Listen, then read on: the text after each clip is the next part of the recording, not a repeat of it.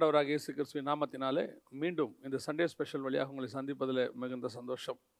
ஒவ்வொரு வாரமும் நாம் கர்த்தருடைய வார்த்தையிலிருந்து சில காரியங்களை பார்த்து கொண்டே வருகிறோம். இந்த வாரமும் நாம் ஒரு சில காரியங்களை பார்க்க போகிறோம். அதற்கு ஆதார வசனமாக ஒரு வசனத்தை நாம் வாசித்து கர்த்தருடைய வார்த்தையை நிறைய கடந்து போவோம். மத்தேயு எழுதின சுவிசேஷம் 4ஆம் அதிகாரம் 15வது வசனத்தை நான் வாசிக்கிறேன். மத்தேயு எழுதின சுவிசேஷம் 4ஆம் அதிகாரம் 15வது வசனம். இருளில் இருக்கும் ஜனங்கள் பெரிய வெளிச்சத்தை கண்டார்கள். மரண இருளின் திசையில் இருக்கிறவர்களுக்கு வெளிச்சம் உதித்ததென்று ஏசாயா தீர்க்கதரிசினால் உரைக்கப்பட்டது நிறைவேறும்படி இப்படி நடந்தது. நாம் கண்களை மூடி கர்த்தரை நோக்கி பார்ப்போம். சர்வ வல்லமையுள்ள எங்கள் ஆண்டவரே, இந்த அருமையான நேரத்திற்காகவும் ஸ்தோத்திரம். நாங்கள் கூடி வந்து உம்முடைய நாமத்தை மகிமைப்படுத்தும்படி எங்களுக்கு பாராட்டின தயவுக்காக உமக்கு நன்றி. ஆண்டவரே, வேத வாக்கியங்களை ஆராய்ந்து பார்க்கும்படி நீர் தந்த கிருபைகளுக்காய் ஸ்தோத்திரம். உம்முடைய வேதத்தை ஆராயக்கூடிய தகுதி இந்த உலகத்தில் எந்த மனுஷனுக்கும் இல்லை தகப்பனே. நீர் தகுதிப்படுத்துகிறீரப்பா. எல்லாவற்றை பார்க்கிலும் மகத்துவமான உம்முடைய வேதத்தை எங்கள் கையிலே கொடுத்து அதில் உள்ள பொக்கிஷங்களை வெளிப்படுத்தி எவனுக்கு சித்தமாக இருக்கிறதோ அவனுக்கு தந்து அதை போதிக்கிற இடத்துல இருதயத்தை திறந்து ஜனங்களுக்குள்ளே கொண்டு போகிறவர் நீர் ஒருவர் மாத்திரம்தான் ஆண்டவரே. எத்தனை ப்ராசஸ் அப்பா. உம்முடைய கிருபை, இரக்கம், தயவு நீர் பொறுப்பெடுத்துக் கொள்ளும், பாதுகாத்துக் கொள்ளும், வழி நடத்தும். நீர் மாத்திரம் மகிமைப்படும். எங்கள் ஆண்டவர் இயேசுவின் நாமத்தில் பிதாவே, ஆமென். மத்தேயு சுவிசேஷத்தில் இந்த 4ஆம் அதிகாரம், இந்த வசனத்தை நம்ம எத்தனையோ முறை கேட்டிருப்போம். எத்தனையோ செய்திகள் இந்த வசனத்தில் கேட்டிருப்போம். ஆனால் நான் இந்த முறை உங்களுக்கு வேறொரு செய்தி எடுக்க வேண்டும் தான் பிரயாசப்பட்டேன். அதை கடந்த வாரம் ஒரு சபையில் கூட கொடுத்துருந்தேன். ஸோ அதே செய்தியை இன்றைக்கும் நம்ம சண்டே ஸ்பெஷலாக கொடுக்கலாம் அப்படின்னு சொல்லி எல்லாம் ப்ரிப்பேர் பண்ணி வைத்திருந்த போது எனக்கு காலை வேளையில் ஆண்டவர் சில காரியங்களை என்னோடு கூட சில விஷயங்களை பேசினார். சரி, அது உங்களுக்கு பிரயோஜனமாக இருக்குமே அப்படின்னு சொல்லி தான் இந்த சண்டே ஸ்பெஷலில் அதை கொடுக்கலாம் அப்படின்னு சொல்லி கொண்டு வந்தோம். இந்த மத்தேயு சுவிசேஷம் 4ஆம் அதிகாரத்தில் 15வது வசனத்தில் இருளில் இருக்கிற ஜனங்கள் பெரிய வெளிச்சத்தை கண்டார்கள்.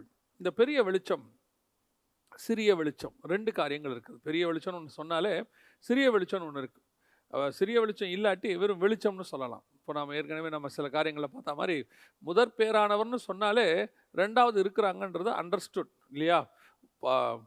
தாழ்விடங்களிலிருந்து ஏறினார் அப்படின்னாலே அங்கே இறங்கினார் என்பது அண்டர்ஸ்டுட். அந்த மாதிரி தான் இதுவும். பெரிய வெளிச்சம் அப்படின்னாலே இன்னொரு சிறிய வெளிச்சம் இருக்குது அப்படின்னு அர்த்தம். இந்த பெரிய வெளிச்சம், சிறிய வெளிச்சம் என்பது எதை குறிக்கிறது அப்படின்னு கேட்டால், முதல்ல பெரிய வெளிச்சம் என்பது இப்போ இயேசு அங்கே வந்த உடனே அந்த வசனம் நிறைவேறிச்சுன்னு ஏசாயா சொல்லிருச்சு.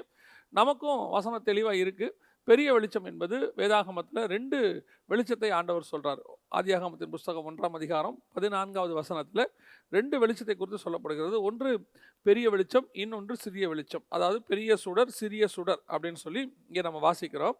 1:16 பெரிய சுடர், பகலை ஆள பெரிய சுடரும் இரவை ஆள சிறிய சுடரும் அப்படின்னு 2 சுடர்கள், மகத்தான சுடர்கள் அப்படின்னு இருக்கு. இந்த பெரிய சுடர் என்பது எதை குறிக்கிறது அப்படின்னு சொன்னால் இயேசுவை குறிக்குது. இந்த இடத்துல அதாவது ஆதியாகமம் 1:16 சூரியனை குறிக்குது.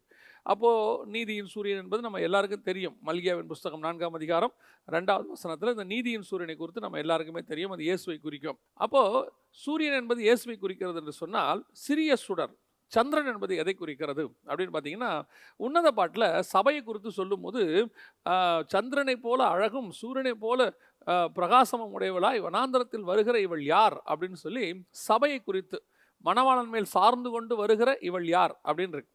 அதில் இந்த சந்திரன் என்பது எதை குறிக்கிறது அப்படின்னு கேட்டிங்கன்னு சொன்னால், சபைக்கான ஒரு அடையாளம். அது மாத்திரமல்ல, வெளிப்படுத்தின விசேஷம் 12ஆம் அதிகாரம் 3ஆம் வசனத்தில் அந்த ஸ்திரீ சந்திரனில் நின்று கொண்டிருந்தாள்னு இருக்கு. அதாவது அவருடைய ஸ்தானம் சந்திரன் அப்படின்னு இருக்கு. ஸோ இந்த சந்திரன் என்பது, அதாவது சிறிய சுடர் என்பது சபையை குறிக்கிறது. இன்னும் கூட நம்ம ஒருபடி மேலே போய் சொல்லலாம். இப்போது சூரியனிலிருந்து ஒளியை பெற்று தான் சந்திரன் பிரகாசிக்கும். சந்திரனுக்கென்று சுயமான ஒளி கிடையாது. அது ரிஃப்ளெக்ஷன் வாங்கி தான் பிரகாசிக்கும். அதே மாதிரி தான் சபை பிரகாசம் இல்லாதது. அந்த பிரகாசம் எங்கிருந்து வருகிறது?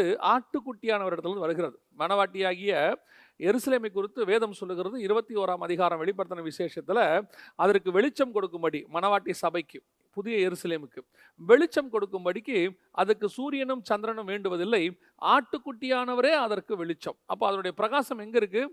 ஆட்டுக்குட்டியானவர். அப்போ அந்த மணவாட்டியினுடைய பிரகாசம் மணவாளன்கிட்ட வருது, சந்திரனுடைய பிரகாசம் சூரியன்கிட்ட வருது, சபையினுடைய பிரகாசம் இயேசுவின் இடத்துலேருந்து வருது. அதான் அதனுடைய ஒப்புமை. அப்போ பெரிய சுடர் என்பது இயேசுவை குறிக்கிறது, சிறிய சுடர் என்பது சபையை குறிக்கிறது.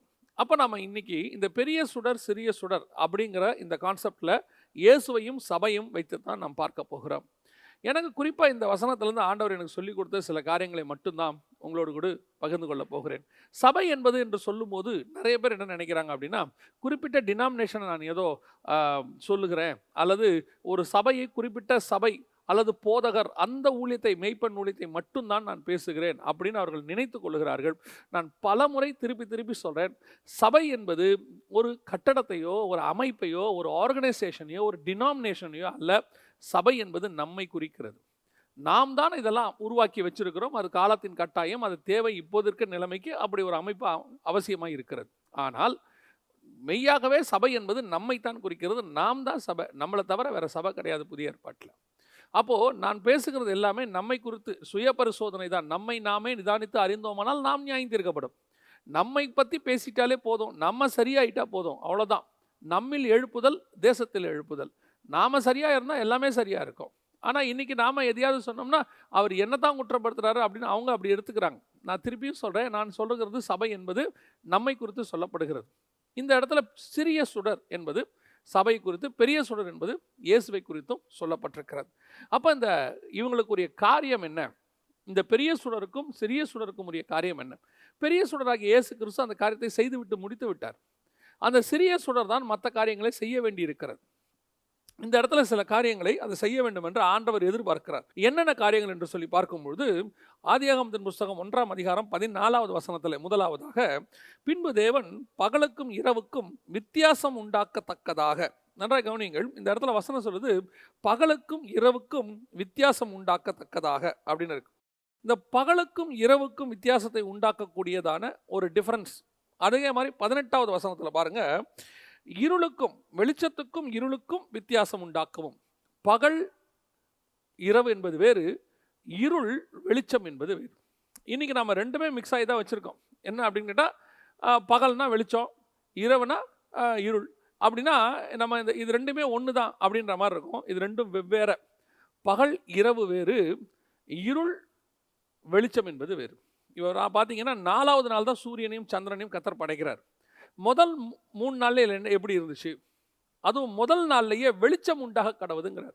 ஒரு நாத்திகர் இவ்விதமாக, அதாவது கிறிஸ்தவத்திலிருந்து நாத்திகத்துக்கு போனவர் இவ்விதமாக தன்னுடைய புத்தகத்தில் ஒரு கேள்வி கேட்டிருந்தார். 4வது நாளில் தான் சூரியனும் சந்திரனும் படைக்கப்பட்டதாக பரிசுத்த வேதாகமம் சொல்லுகிறது. ஆனால் முதலாம் நாளிலேயே வெளிச்சம் வந்து விட்டது. இந்த வெளிச்சம் எங்கிருந்து வந்தது? அடிப்படையிலேயே வேதாகமத்தில் தவறு இருக்கிறது அப்படின்னு சொன்னார். நான் சொல்லுவேன், இந்த வேதாகமத்தை புரிந்து கொள்வதற்கு ஒரு யுகம் பத்தாது. இந்த வேதாகமத்தை நான் படித்து விட்டேன் அப்படின்னு சொல்லி யாராவது சொன்னாங்க அப்படின்னு சொன்னால், நான் அவர்களை பார்த்து கொஞ்சம் சிரிக்க தான் செய்யணும். ஏன்னா இதில் நீங்கள் எவ்வளவு படிச்சிட்டேன்னு சொன்னாலும் அது ஒரு துளி அளவு தான். ஏன்னா இதுக்குள்ள அவ்வளவு பொக்கிஷம் இருக்கு. அது கூட அவர் எவனுக்கு வெளிப்படுத்த சித்தமாக இருக்கிறாரோ அவனுக்கு தான் வெளிப்படும். எதுக்கு சொல்கிறேன் அப்படின்னு கேட்டால், நான் இப்படி சொல்கிறதால தப்பாக எடுத்துக்காதீங்க. ஒரு சிலர் சொல்லுவாங்க, 300 தடவை வேதாகமத்தை படித்தேன், 400 தடவை வேதாகமத்தை படித்தேன். நல்லது, படியுங்கள். இன்னும் 100 தடவை கூட படியுங்கள். அது தவறான காரியம் அல்ல, நல்ல காரியம். அதே நேரத்தில் எவ்வளவு முறை படித்தாலும் ஒரு முறையாவது அதை நாம் புரிந்து படிக்க வேண்டும். அதுதான் ரொம்ப இம்பார்ட்டன்ட். அந்த ஒரு முறை புரிந்து படித்தல் என்பது உங்கள் ஒரு வாழ்க்கையில் முடியாது. 70 பலத்தின் மிகுதினால் 80ல் அந்த 70 80க்குள்ள உங்களால் இந்த வேதாகமத்தை புரிஞ்சு நான் படிச்சுட்டேன் அப்படின்னு உங்களால் சொல்லவே முடியாது. ஏன்னு சொன்னால் அவ்வளவு பெரிய பொக்கிஷங்கள் இதற்குள்ள அடங்கி இருக்கிறது.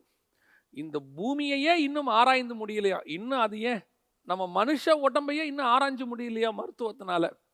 சிருஷ்டிப்பினுடைய சிறிய காரியமாகிய இதையே இன்னும் முடியலன்னா சிருஷ்டிகரை எங்கே நம்ம படிக்கிறது? சிருஷ்டிகர் தான் வேதம், அவர் தான் வசனம். அவரை எங்கே நம்ம படிக்கிறது? அதனால தான் சொல்கிறேன். அப்போ அவர் கேட்டிருந்தார், முதல் நாள் வெளிச்சத்துக்கு எங்கே போனோம்? ரொம்ப சிம்பிள். 26ஆம் அதிகாரம் வெளிப்படுத்தின விசேஷத்தில் இருக்குது. சூரியனும் சந்திரனும் வெளிச்சத்துக்கு தேவையே கிடையாது. இயேசு கிறிஸ்துவே வெளிச்சம். அந்த வெளிச்சம் தான் ஏசாயா சொல்லுது, இருளில் இருக்கிற ஜனங்கள் பெரிய வெளிச்சத்தை கண்டார்கள். அதோட என்ன அர்த்தம்? இயேசு கிறிஸ்து பகலில் தான் இருக்கிறாரு. பகலில் போய் தான் பிரசங்கம் பண்ணுறாரு கலிலேயாவுக்கு, நைட்டில் போல. அப்போ இருளில் இருக்கிற ஜனங்கள்னால் எதை குறிக்கிறது அப்படின்னா, பாவத்தில் இருக்கிற ஜனங்கள் பெரிய வெளிச்சத்தை கண்டார்கள். யோபு புஸ்தகம் சொல்லுது, இருள் என்பது மரண இருள் அப்படின்னு இருக்கு. யோபு 24:17. யோபு 30 சொல்லுது, 30:26 தீமை என்கிறதான இருள். இங்கே தீமை, மரணம், இது எல்லாத்துக்கும் அடையாளமாக தான் இருள் இருக்குது. அப்போ அந்த தீமைக்குள்ளே இருக்கிற ஜனங்க, பாவத்துக்குள்ளே இருக்கிற ஜனங்க, மரணத்துக்குள்ளே இருக்கிற ஜனங்க, இவங்க அத்தனை பேருக்கும் வழி தெரியாமல் ஏறக்குறைய 2000 வருஷமாக இருக்கிறார்கள். அப்படி இருக்கிறவர்களுக்கு வெளிச்சம் உண்டாயிற்று. அதான் பெரிய வெளிச்சம். அதாவது என்ன பெரிய வெளிச்சம்? ஒரு பகல் வருகிறது அவர்கள் வாழ்க்கையில். அதான் ஆண்டவர் சொல்றாரு, நான் பகலில் கிரியை செய்து கொண்டிருக்கிறேன். யோவான் எழுதின சுவிசேஷத்தில் சொல்லும் போது, நான் பகலில் கிரியை செய்து கொண்டிருக்கிறேன் அப்படிங்கிறார் ஆண்டவர். அப்போ நல்லா கவனிச்சுக்கொள்ளுங்க, பகலுக்கும் இரவுக்கும் வித்தியாசத்தை உண்டாக்கத்தக்கதாகத்தான் ஆண்டவர் ஃபர்ஸ்ட் எதுக்காக உண்டாக்குனார்? பகலுக்கும் இரவுக்கும் வித்தியாசம் உண்டாக்கத்தக்கதாக. 1:14. அப்போ முதலாவதாக இயேசு கிறிஸ்து வந்தது பகலுக்கும் இரவுக்கும் வித்தியாசத்தை உண்டாக்க, பாவத்திற்கும் பரிசுத்தத்துக்குமான வித்தியாசத்தை உண்டாக்க, மரணத்துக்கும் ஜீவனுக்குமான, நன்மைக்கும் தீமைக்குமான, எல்லாம் கலந்து இருந்துச்சு. எது நன்மை எது தீமை தெரியாது. அழகா எழுதுறார் பவுல் எழுதும்போது, நியாயப்பிரமாணம் என்று ஒன்று இல்லாதிருந்தால் எனக்கு பாவம் என்று என்னன்னே தெரியாது. ஏன்? அந்த நியாயப்பிரமாணம் வந்த பிறகுதான் பொய் சொல்றது எனக்கு பாவனே தெரியுது. அது வரைக்கும் எனக்கு பொய் சொல்றது பாவனே தெரியாது. ஏன்னா அதான் உண்மை. ஏன்னா அது வரைக்கும் வரையறுக்கப்படலை. எது பாவம் வரையறுக்கப்படலை. கொலை செய்கிறது பாவமாக வரையறுக்கப்படவில்லை. எப்பொழுது வரைக்கும்? காயின் காலம் வரைக்கும், லாமேக்கு காலம் வரைக்கும். அதனால தான் அவங்க கொலை செய்யறதுக்கு அவங்க செஞ்சுட்டு அது ஒரு பெரிய இஷ்யூவாகவே கொண்டாடல. மனசாட்சி என்பது வேறு. பிரமாணத்தில் நான் சொல்லுகிறேன், எப்போ பிரமாணம் வருது? நோவாவுடைய ஜலப்பிரளயத்துக்கு பிறகு நோவா கிட்ட கர்த்தர் சொல்றாரு, சகோதரன் ரத்தத்துக்கு சகோதரனிடத்திலே நான் பழி வாங்குவேன். அப்போ அந்த பிரமாணம்னு ஒன்று வந்தாதான் பாவம் என்பது எது குறிக்குது. இப்போ நமக்கு ஈஸியாக புரியறதுக்கு சொல்கிறேன், ஒரு ஸ்டாப் லைனில் நிற்கணும் அப்படிங்கிறது சட்டம் போட்டு நமக்கு ஒரு லைன் போட்டு அதுக்கு ஒரு ஃபைன் மீறினான்னு சொல்லும் போது அது சட்டமாக மாறும்போது நம்ம கம்பல்சரி அதில் நிற்கிறோம். இல்லை அது ஒரு சட்டமாக இல்லை, அது ஒரு பிரச்சனை இல்லை அப்படின்னா நம்ம அதில் நிற்கவே போகிறதில்ல, நம்ம போயிட்டே இருக்க போகிறோம்.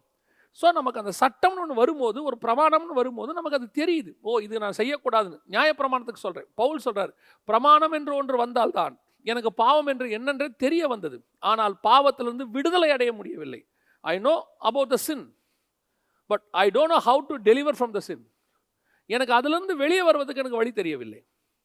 ஆனால் இப்பொழுது ஆண்டவர் சிறிய சுடரை உண்டாக்குகிறார். பகலிலே அவர் இருக்கிறார், இரவிலே சிறிய சுடரை உண்டாக்குகிறார். சபையை கொண்டு இருள வைக்கிறார். யோவான் எழுதின சுவிசேஷம் 9ஆம் அதிகாரம் 4வது வசனத்தில் அவர் சொல்லுகிறதான ஒரு வார்த்தை, பகற்காலம் இருக்கும் மட்டும் நான் என்னை அனுப்பினுடைய கிரியையை செய்ய வேண்டும், ஒருவரும் கிரியை செய்யக்கூடாத ராக்காலம் வருகிறது அப்படிங்கிறார். பகற்காலம் மட்டும் நான் கிரியை செய்கிறேன்ப்பா, ஒருவரும் கிரியை செய்ய முடியாத ராக்காலம் ஒன்று வருகிறது அப்படிங்கிறார். அப்போ பகலையால பெரிய சுடர்.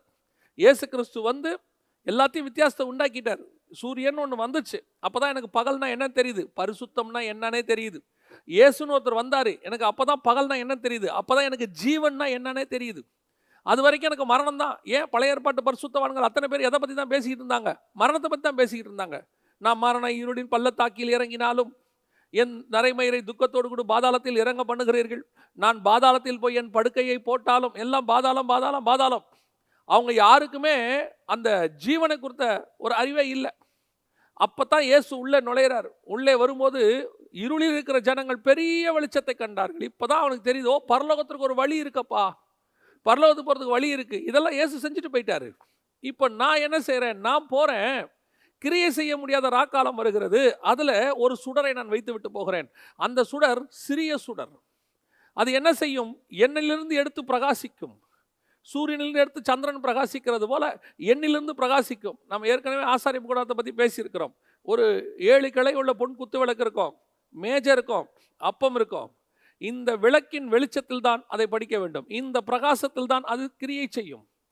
அப்போ அந்த கிரியை செய்யக்கூடியதான அந்த சிறிய சுடர் தான் நீங்களும் நானும். உங்களை என்னையும் கர்த்தர் எதுக்கு வச்சிருக்கிறார்? சபை என்பது எதற்காக? உங்களை என்னும் எதற்காக? இந்த பூமியில் ஆசீர்வாதமாக இருக்கிறதுக்காகவா? நல்லா இந்த வசனத்தை பாருங்க. பூமியில் பிரகாசிக்கத்தக்கதாக வானம் என்கிற ஆகாய விரிவில் வைத்தார். உங்களை என்ன எங்கே வச்சிருக்கிறாரா? பூமியிலிருந்து எடுத்து வானத்தில் வச்சிருக்காரு. இப்போ ஆண்டவர் கிரியை செஞ்சுக்கிட்டு இருக்கிறாரு. பூமியில் மரம் செடி கொடியெல்லாம் உண்டாக்கிட்டாரு. ஆனால் இப்போ வானம் என்கிற ஆகாய விரிவிலே வைத்தார். அவர் பரலோகத்தில் இருக்கிறாரு, அது வேற வானம். பூமியில் கிரியை நடக்குது, ஆனால் ரெண்டுத்துக்கும் நடுவில் சூரியனை சந்திரனை வச்சிருக்கிறாரு. அதான் நீங்களும் நானும். உங்களை கொண்டு என்ன வச்சிருக்கிறார்? சந்திரனை வச்சிருக்கிறார். எதற்காக? இருளிலே இருக்கிற ஜனங்கள் எது இருள் எது பகல்னு வித்தியாசத்தை பார்க்கணும். உங்களை எண்ணியை வச்சு தான் வித்தியாசத்தை கண்டுபிடிக்கணும். அதனால தான் அடிக்கடி ஒரு வசனத்தை நம்ம யூஸ் பண்ணுவோம். அப்போஸ்தலர் நடபடிகள் 2ஆம் அதிகாரம் 40வது வசனம் சொல்லுகிறது, மாறுபாடான இந்த சந்ததியை விட்டு விலகி உங்களை ரட்சித்துக் கொள்ளுங்கள். அப்போ என்ன இருக்கணும்? நாம் இந்த பூமியிலிருந்து எடுக்கப்பட்டு தனிப்பட்ட முறையில் இருப்போம். சபை என்பது இந்த பூமிக்கு ஒத்த வேஷம் தரிக்கிறது அல்ல. ரோமர் 12 வாசிக்கிறோம். சபை என்பது ஒத்து போகிறது அல்ல. சபை இந்த பூமியோடு கூட இணைந்து செயல்படுவதற்காக உருவாக்கப்பட்டதான ஒரு அமைப்பல்ல. சபை பூமியிலிருந்து எடுத்து வானத்தில் வைக்கப்பட்டதான, அதாவது கொஞ்சம் உயரத்தில் வைக்கப்பட்டதான ஒரு அமைப்பு. இது எதற்காக? இந்த பூமியில் பிரகாசத்தை வீசுவதற்கு. அதாவது இந்த பூமிக்கு வெளிச்சத்தை கொடுப்பதுக்கு. எப்போ வெளிச்சத்தை கொடுப்பதுக்கு? இருளில் இருக்கும்போது. இப்போ இயேசு இல்லாத காலம் 2000 வருஷம். இயேசு வரும்போது வெளிச்சத்தை உண்டாக்கிட்டு போயிட்டார். இப்போ இயேசு எல்லாரும் தெரியும். அப்போ அந்த நீதியின் சூரியன் போயிருக்கு, அது திருப்பி வரும், திருப்பி உதிக்கும். அது வரைக்கும் இந்த பூமியில் வெளிச்சம் வீசுவதற்கு ஒரு சிறிய சுடரை வைத்திருக்கிறார். அதுதான் சபை. நீங்களும் நானும் இந்த பூமியில் இருக்கிறவர்களுக்கு வெளிச்சம் உண்டாக்குவதற்காக வைத்திருக்கிறோம். இன்னைக்கு சபை அந்த வெளிச்சத்தை வீசுகிறதா? இருளில் இருக்கிற ஜனங்கள், அந்த இரவில் நடக்கிற ஜனங்கள், பாவத்தில் நடக்கிற ஜனங்கள், மரண இருளில் இருக்கிற ஜனங்கள், தீமை என்கிற இருளில் இருக்கிற ஜனங்கள் உங்களை என்னையும் பார்த்து வெளிச்சம் தண்டைக்கு வருவார்களா? இன்னைக்கு சபை எப்படிப்பட்டதான ஒரு இடத்துல ஸ்தானத்தில் இருக்குதா? ஆராய்ந்து பார்க்கணும். இன்னைக்கு சபையே எப்படி இருக்கு? இருளில் இருக்கு. சபை எதில் இருக்கு? தீமையில் இருக்கு. சபைக்கும் உலகத்துக்கும் என்ன வித்தியாசம்? பைபிள் சொல்லுது, வித்தியாசத்தை உண்டாக்கத்தக்கதாக தான் கர்த்தர் உங்களை என்னையும் உண்டாக்கினார். இன்னைக்கு நாம வித்தியாசத்தை உண்டாக்கக்கூடியவர்களாக இல்லை. நாம் இருளோடு கூட அந்த ஒளியை இழந்தவர்களாக. நீதியின் சூரியன் எப்போ சந்திரன் தன் ஒளியை இழக்கும் தெரியுமா?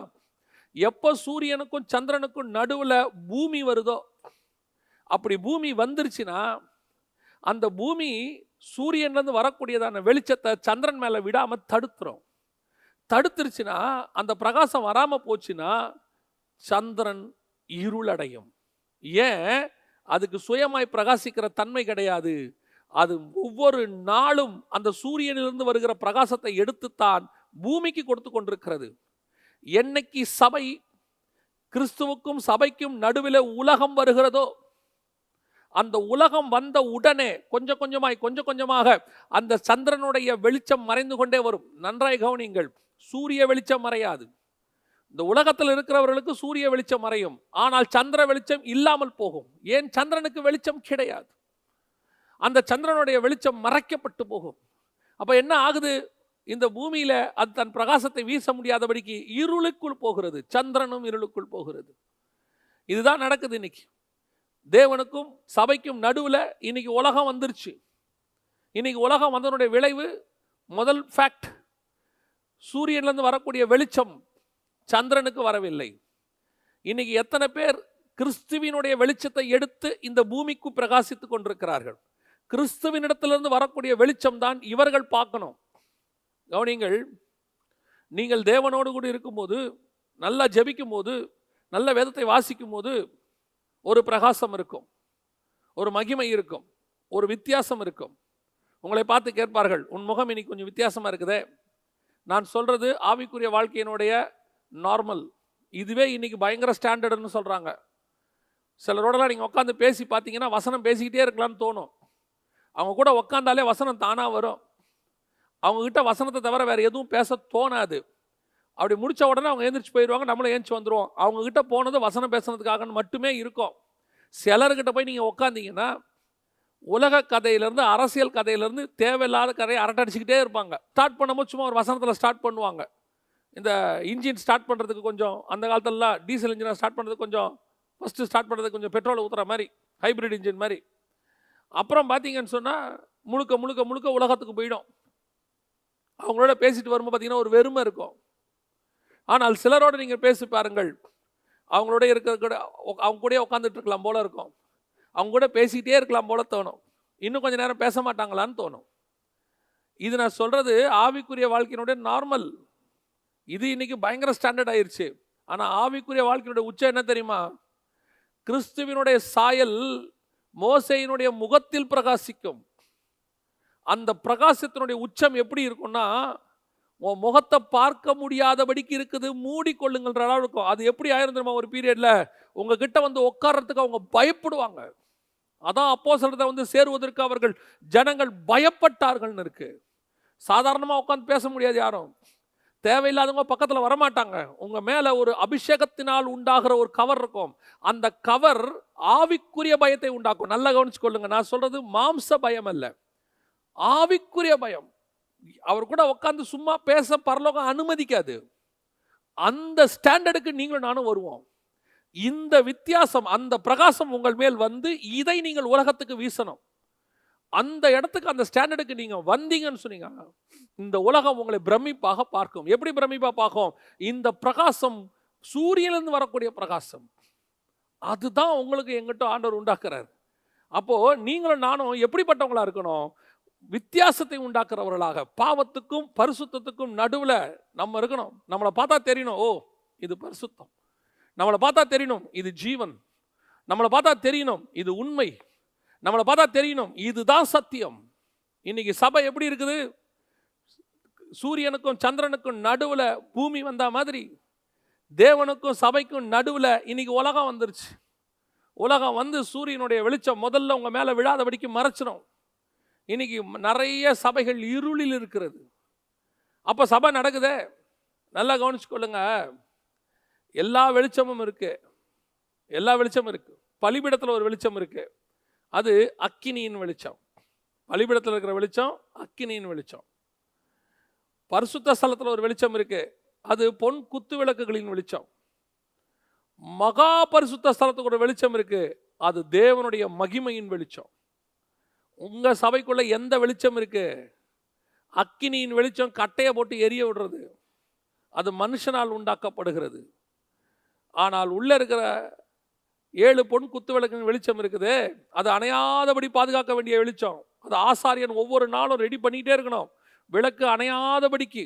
அது 24 hours. இது பலிபீடத்தை அக்கினி அணைஞ்சிரும், திருப்பி மறுநாள் சூடாக்கணும். பலி வரும்போது தான் அது ஆகும். அப்பப்போது சூடாகி அணையும் பலிபீடம்.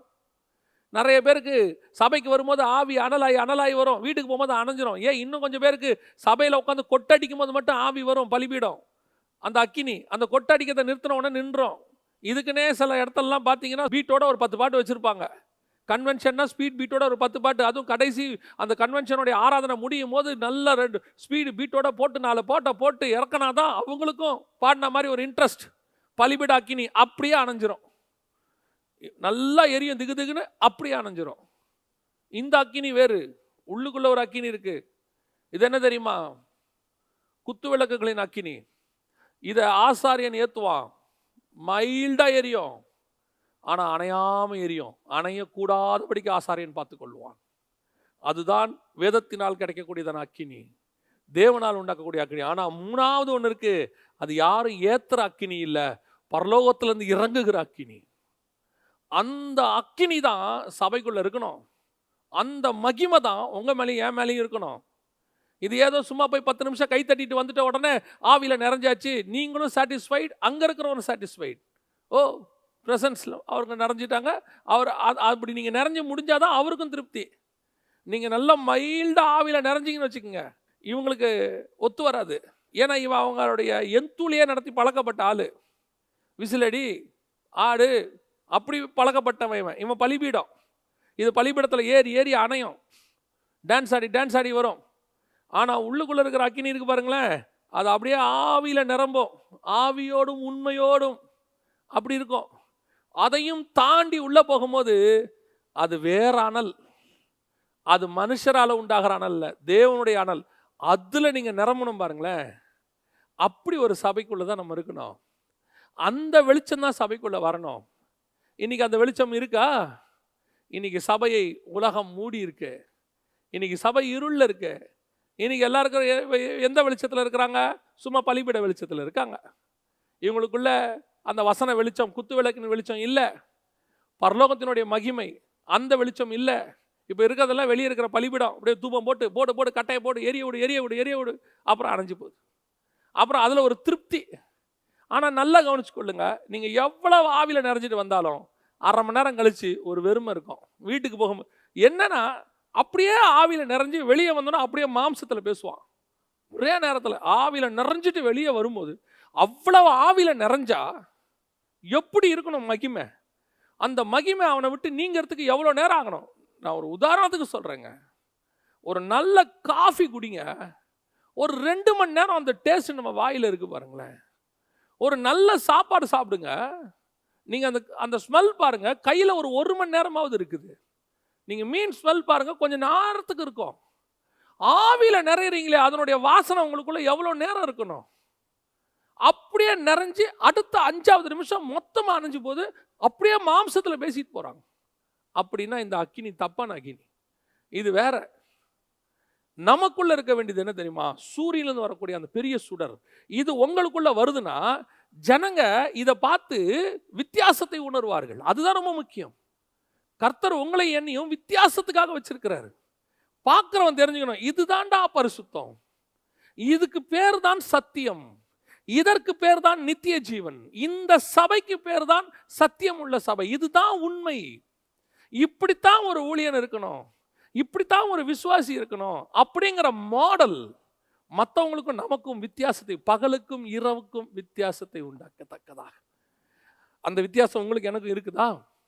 அது உங்க மேல அந்த வித்தியாசத்துக்குள்ள நீங்க வந்திருக்கிறீங்களா? அதை ஆராய்ந்து கொஞ்சம் பாருங்களேன். எந்த இடத்துல நீங்களும் நானும் இருக்கிறோன்னு சொல்லி சுய பரிசோதனை தான். உங்களை பார்க்குறவங்க உங்களை பார்த்த உடனே ஒரு உணர்வு வரும். அது நடக்கும். ஒருத்தன் பார்த்தவனே சொல்றான், மேசியாவை கண்டோம். வேதத்தில் சொன்னது அப்படியே இருக்கியா அந்த அவர் தான் யா மேசியா. இப்போ பாருங்க, ராஜா ஒருத்தன் ஆட்களை அனுப்புகிறான். அவங்க போகிறாங்க. போயிட்டு நான் பிழைப்பனா பிழைக்க மாட்டானா ஞானதிஷ்டிக்காரங்கிட்ட போய் கேட்க சொல்கிறான். அவங்க போகிறாங்க. வழியில் இருக்கிற தீர்க்கதரிசி கேட்குறான், எங்கே போகிறீங்க அப்படின்னு. சொன்ன உடனே அவங்க சொல்கிறாங்க. உடனே அவன் கேட்குறான், இஸ்ரவேலிலே தீர்க்கதரிசி இல்லை என்றா வெளியே போகிறீங்க? ராஜா கிட்ட போய் சொல்லு, அவன் பிழைக்க மாட்டான்னு போய் சொல்லுன்னு வந்து சொல்கிறாங்க. ராஜா இது மாதிரி ஒரு தீர்க்கதரிசி சொன்னா ராஜா. ஓகே, யார்ப்பா சொன்னா? தெரியாது. எப்படிப்பா இருந்தான்? அவங்க சொல்றாங்க, ஒட்டகமயிர் ஆடைத்த அவன் எலியாதான். அந்த அடையாளத்தை சொன்ன உடனே அவன் எலியாதான். அதுதாங்க நீங்களும் நானும் பார்த்த உடனே சொல்லணும், அது யோவான் ஸ்நானகன் தான். பார்த்த உடனே சொன்னோம், இது மேசியா தான். பார்த்த உடனே சொன்னோம், இது தேவனுடைய சபை. இதை நீங்க ப்ரூஃப் பண்ணலாம் வேண்டாம் பாருங்களேன். இது நீங்கள் உட்காந்துட்டு தனிப்பட்ட முறையில் சிலர்லாம் தங்களை ப்ரூஃப் பண்ணுவாங்க. நான் யார் தெரியுமா? நான் 21ஆம் நூற்றாண்டு தீர்க்கதரிசி, 20ஆம் நூற்றாண்டு எலியா, 22ஆம் நூற்றாண்டு யோபு, இப்படி சுய பிரஸ்தாபங்கள். நீங்கள் யாராக இருக்கணும் தெரியுமா? நீங்கள் அமைதியாக இருங்க. சந்திரனா உங்கள் மேலே பிரகாசிக்கிற அந்த பிரகாசம் ஜனங்களை சொல்ல வைக்கும், இது சந்திரன், இது தேவனுடைய சபை, இது தேவனுடைய வீடு அப்படி சொல்லுவாங்க. இருள் இருக்கிற ஜனங்க என்ன செய்வாங்க தெரியுமா? அடுத்து அந்த வெளிச்சத்துக்கு ஓடி வருவாங்க. ஆண்டவன்மாரை ரட்சிக்கப்பட என்ன செய்ய வேண்டும்? கைதி கிட்ட யார் வருவா? சிறைச்சாலை அதிகாரி வருவான். ஆண்டவன்மாரை ரட்சிக்கப்பட ஏன்? அங்க இருக்கு வெளிச்சம். கைதி சிறைச்சாலை இருக்கிற கைதி கிட்ட ராஜா ஓடி வருவான். இந்த சொப்பனத்துக்கு எனக்கு விளக்கம் சொல்லுப்பா. ஏன்? நீ தேவ ஆவியை பெற்ற மனுஷன். அதுதான் நெருப்புக்குள்ள இருக்கிறவங்கிட்ட முகங்குப்புற விழுவான் ராஜா, பரலோகத்தின் தேவன். ஏன்? உனக்குள்ள ஒரு பிரகாசம் இருக்கு, நீ தேவனுடைய பிள்ளைகள். அந்த பிரகாசம் உங்கள் மேலும் என் மேலும் வரணும். அதுக்கு தான் கர்த்தர் பூமியில உங்களையும் என்னை வச்சிருக்கிறாரு. இந்த பூமியிலிருந்து கொஞ்சம் அப்படி வெளியே எடுத்து வச்சிருக்கிறாரு. நான் பூமிக்குரியவன் அல்ல. அதான் ஆண்டவர் சொல்றாரு, நீங்கள் உலகத்துக்குரியவர்கள் அல்ல. நான் இந்த உலகத்துக்கு பிரகாசிக்கிறதுக்காக வைக்கப்பட்டதாவன். நான் வேற எதுக்காக இந்த உலகத்துல இல்லை. நான் இந்த உலகத்தோட சேர்ந்து உலகத்தை எனக்குள்ள அனுமதிச்சிட்டேனா, எப்போ எனக்கும் தேவனுக்கும் நடுவில் உலகம் வந்துருச்சோ இருள், அவ்வளோதான். நல்லா தெரியணும், கொஞ்சம் கொஞ்சமாக அந்த பூமி உள்ள வர வர, உலகம் உள்ள வர என்னுடைய ஒளி மங்கி கொண்டே போகும். ஒரு நாள் முழுவதுமாக என் இருள் என்னை மூழ்கும். முழுவதுமாக அந்த சூரியனிலிருந்து வரக்கூடிய பிரகாசம் என்னை வராதபடிக்கு இந்த பூமி தடுத்து போடும். இன்னைக்கு ஆண்டவர் மீண்டுமாக நம்மை புதுப்பிக்க விரும்புகிறார். உன்னுடைய நோக்கத்தை கர்த்தர் சொல்லுகிறார். ஏன் நான் உன்னை உண்டாக்கினேன்? இந்த உலகத்திலிருந்து உன்னை எடுத்துக்கொண்டு நான் தனிப்பட்ட முறையில் ஏன் வைத்தேன்? நீ உலகத்தை முழுவதுமாக உள்ளே இழுத்தால் இருள் தான் உன்னுடைய முடிவு. இன்னைக்கு ஒரு தீர்மானம் எடுக்கணும். இல்லை ஆண்டவரே, நான் இந்த பூமிக்கு பிரகாசிக்கும்படிக்கு, உங்களுடைய ஏரியாவுக்கு நீங்க தான் பிரகாசம், உங்களுடைய சிட்டிக்கு நீங்க தான் பிரகாசம், உங்க சபை தான் பிரகாசம். நான் திருப்பியும் சொல்றேன், ஐயோ நான் ஒரு மோசமான கண்ட்ரியில் இருக்கிறேன், இங்கெல்லாம் ஆண்டவரை பற்றி சொல்ல முடியாது. சொல்ல வேண்டாம், நீங்கள் சொல்ல வேண்டாம். நீங்கள் கர்த்தரோடு இருந்து பாருங்க. வழிவாசல் தானா திறந்து அந்த ஊரில் இருக்கிற உங்ககிட்ட வருவாங்க, உங்ககிட்ட பேசுவாங்க, உங்ககிட்ட கேட்பாங்க. எப்படி யோசேப்பு அவர் போய் காஸ்பல் சொன்னாரா? அவர் சொல்றாரு, என்னை பற்றி கொஞ்சம் ராஜா கிட்ட சொல்லு. ஆண்டவர் பார்த்தாரு, உன்னை பற்றி ராஜா கிட்ட சொல்ல வேண்டிய அவசியம் இல்லை அப்படின்னா நானே சொல்லிடுவேன். உன்னை உயர்த்துற அதிகாரம் அவன் கையில் இல்லை, என் கையில் இருக்கு. கொஞ்சம் வெயிட் பண்ணி யோசிப்பு, உன்னை தேடி ராஜா வருவான் ஜெயிலுக்கு. அதான் உண்மை. ராஜா வருவான் ஜெயிலுக்கு. நீ ஏன்பா நீ ராஜா கிட்ட போய் ரெக்கமெண்டேஷனுக்கு வெயிட் பண்ற? காஸ்பல் ராஜாவுக்கு நான் கொண்டு போறேன். வந்தது ஒரு நாள். அதே மாதிரி தான் சில நினச்சிட்டு இருக்கிறாங்க, எப்படி ஆண்டவர் என்னை எடுத்து பயன்படுத்துவார், என்னை எப்படி ஆண்டவர் யூஸ் பண்ணுவார், நான் ஒரு ஜெயிலுக்குள்ளே, நான் ஒரு சிறைச்சாலைக்குள்ளே, நான் ஒரு ஒன்றுமில்லாத இடத்துல, நான் ஒரு கிராமத்துக்குள்ளே, நான் எதுக்குமே பயன்படாத எந்த டேலண்ட்டுமே இல்லாமல் முடங்கி கிடக்கிறேனே, நீ கொஞ்சம் வெயிட் பண்ணு, உங்ககிட்ட இருந்து உனக்கு பயன்படுத்துறதுக்கான வாய்ப்பு உன்னை தேடி வரும். உன்னை உயர்த்துகிற வாய்ப்பு உன்னை தேடி வரும். நாட் ஒன்லி இந்த மினிஸ்ட்ரி. பல நேரங்களிலே எல்லா எலிஜிபிலிட்டியோடு இருக்கோம், எல்லா எலிஜிபிலிட்டியோடு இருக்கும், ஆனால் நமக்கு கிடைக்கல. நமக்கு அது அடைக்கப்பட்டிருக்கு. ரொம்ப நாளாக வெயிட் பண்ணிட்டு இருக்கிறோம். ஆண்டவர் சொல்கிறாரு, நீ ரெக்கமெண்டேஷனுக்கு போன, காசு கொடுத்தாவது வாங்கலான்னு பார்த்தீங்க, இல்லை அவரை பிடிச்சா கிடைக்கும், இவரை பிடிச்சா கிடைக்கும், அந்த மந்திரியை பிடிச்சா கிடைக்கும், இந்த எம்எல்ஏவை பிடிச்சா கிடைக்கும், காசு போனது தான் மிச்சம். ஆண்டவர் சொல்கிறார், ஜஸ்ட் வெயிட். நீ இருக்கிற இடத்துக்கு வந்து உன்னை கூட்டிகிட்டு போகிறதுக்கு நான் ஆள் வச்சுருக்கிறேன். நான் மட்டும் உனக்கு கொடுக்கணும்னு டிசைட் பண்ணிட்டேன்னா நான் ஆளை அனுப்பி உனக்கு கூட்டிகிட்டு போவேன். ஆனால் நான் கொடுக்கக்கூடாதுன்னு உனக்கு டிசைட் பண்ணிட்டேன்னா நீ எவ்வளோ பேரை தேடினாலும் வெளியே போக முடியாது. ராஜாவுடைய பானபாத்திரக்காரனையே நீ கையில் வச்சு எனக்கு அவனுக்கு நன்மை செஞ்சு என்னை எப்படியாவது இங்கேருந்து காப்பாற்றினாலும் நான் உன்னை காப்பாற்ற விட மாட்டேன். ஏன்? நான் இப்போ உன்னை உயர்த்த விரும்பலை, அதனால் உயர்த்தவே விரும்பலைன்னு சொல்லலை, இப்போ உயர்த்த விரும்பலை. ஒரு நாள் வரும், நீ ஒன்றும் சொல்ல வேண்டாம், நீ இப்போ இருக்கிற நிலைமையில பொறுமையோடு காத்துரு, பலத்த கரத்துக்குள்ள அடங்கிரு, உன்னை வந்து கூட்டிகிட்டு போய் மேலே உட்கார வைக்கிற வேலையை நான் செய்வேன். அதுக்கு தான் சொல்கிறேன், இன்றைக்கி நிறைய பேர் தங்களை பிரகாசிக்க விரும்புகிறான்.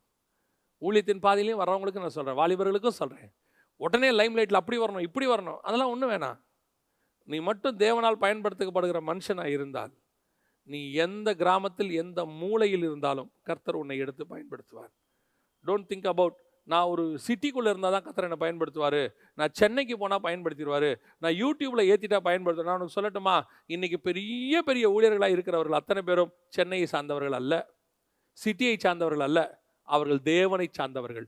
அவர்கள் எந்த சிட்டிங்கிறதே முக்கியம் கிடையாது, எந்த பகுதிங்கிறது முக்கியம் கிடையாது, அவர்கள் தேவனை சார்ந்தவர்கள். அவர்கள் தேவனை சார்ந்து கொண்டார்கள். அந்தந்த கிராமங்களிலிருந்து உயரத்திற்கு கொண்டு வந்து வைத்தார். நீங்கள் வேணால் எத்தனை பேருடைய சாட்சியை எடுத்து படித்து பாருங்கள். they are not coming, they are not from Chennai. அதுக்கு தான் உங்களுக்கு ஒரு உதாரணத்துக்கு நான் சொல்கிறேன், ஜஸ்ட் வெயிட். அந்த பிரகாசம் உன்மேல் வீசும்படி நீ பார்த்துக்கொள். கர்த்தர் உன்னை எதுக்கு வச்சிருக்கிறாரு? வித்தியாசத்துக்காக வச்சிருக்கிறார்.